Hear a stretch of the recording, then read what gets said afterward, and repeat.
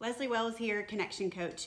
Today I wanted to talk about the 5 stages of a relationship. And I'm going to go back and do some videos where I actually talk about how the different attachment styles move through the relationship stages because they all show up differently and there's different areas where work needs to be done. And a lot of times different insecure attachment styles will get stuck in certain stages and need help moving past them. So Susan Campbell actually came up with 5 different relationship stages, and these do not go in a linear order. So you can actually, it can be spiral, you can go through one phase, get to the next, and then keep going back to several stages or go back through them again in different orders. So, but typically the very first stage is the romance stage. This is the stage where you first meet your partner, you're super excited to be around each other. It's the honeymoon phase where there's lots of infatuation and you're really into one another. You don't see your partner's flaws yet, you only see the good in them, and it's the more carefree phase that there is in the relationship. The power struggle stage is the stage where things begin to get real. You actually start to see your partner's flaws and you're aware of them, and you don't only see the good things. This is where conflict usually first arises and you begin to grapple with differences between the two of you.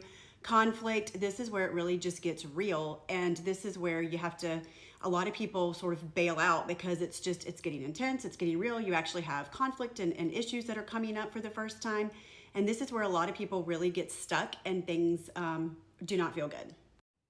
This is actually the stage where married couples tend to get divorced or tend to split apart. So 50% of marriages end in divorce right now, unfortunately. And a lot of times this is because they keep coming back to the power struggle stage. In order to move past this stage and to have a healthy relationship, you have to learn how, when those conflicts come up, how to work through them with building each other up and approaching them as a team and a partnership versus as enemies, you against me. You have to be able to heal old wounds and deal with trust issues. This is really where a lot of the work takes place to go on to a relationship that is going to be healthy and is going to last. And if you don't make it through these things and you don't learn how to deal with conflict and intimacy and problems as they arise, this is going to be a stage that you keep coming back to, and this is where most people throw in the towel and call it quits.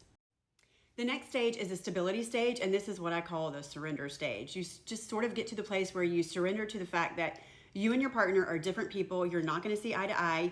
You begin to develop a mutual respect for one another, and things become a little bit more stable and peaceful. You start to find comfort together.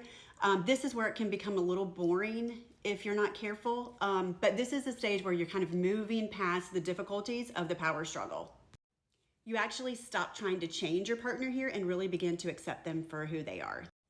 The next stage is the commitment stage. This is the stage where people probably really should get married, but instead they tend to get married on the romance stage, which is sort of a cultural thing that society has said that love is supposed to be this whirlwind and everything feels good. In reality, it's really about commitment and making a conscious choice to show up every day and to show up in action. That's what love is. It's not just a feeling that goes away as we kind of move past the romance phase, but it's a choice to choose to show up in love every day. And that's what the commitment phase is centered around. This is where you actively choose your partner every day, despite their flaws, despite the problems, but you make a conscious choice that you are going to choose them. And with that comes acceptance, security, safety, knowing that you've got a partner that is going to be with you through the thick and thin. It takes away a lot of those fears in a healthy relationship. A lot of times once people get to this stage, they sort of get emotionally lazy, when in reality, this is really where the work begins for you as a couple for long-term relationship. The final stage is bliss, and this is where you really know yourself and your partner on a much deeper level, and you start to look at love as something bigger than just you and your partner, and you start to look at ways that you can give back. So this is where a lot of times couples who are really close and they've become partners, they start working on collaborative projects together and they find ways to do things bigger than themselves. Whether it's adoption, a project, starting a business together, whatever it may be, they take that deep commitment and that deep partnership to the next level.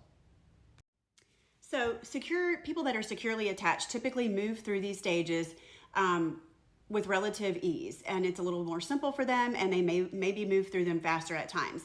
Whereas people who are insecurely attached can get stuck in one or more of these stages, and they do not necessarily get over it with the same amount of ease. So that's one of the goals of coaching that we can work on, is to actually figure out if you're stuck in one of these stages, how you move through these stages. If you're maybe dating and you kind of want to know how you're going to show up based on your attachment style, or understand why your partner is showing up in that way. And we can figure out tools and strategies to overcome the issues that are keeping us stuck at a stage so that we can move through it more fluently and easily and get the very best out of our relationship.